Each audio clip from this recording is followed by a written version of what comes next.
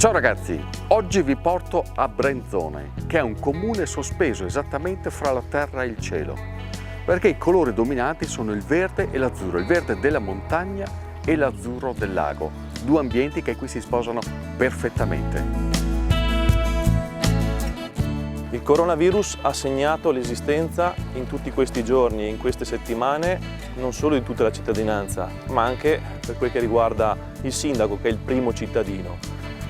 Ovviamente la situazione è come essere in guerra, a mio avviso, anche se qui siamo stati estremamente fortunati perché i casi di positività sono stati molto limitati e soprattutto non abbiamo avuto decessi nelle persone a noi care.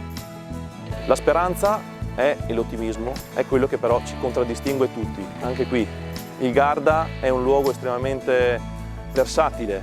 Noi siamo cresciuti con un entroterra anche aspro e difficile, pertanto dentro il nostro DNA c'è la volontà di ripartire.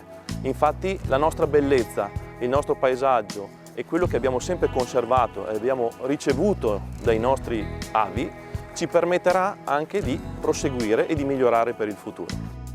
È una bellezza che però sta ritornando e sta ritornando anche un modo nuovo e diverso e molto salutare per poterla apprezzare e si potrà vivere pedalando.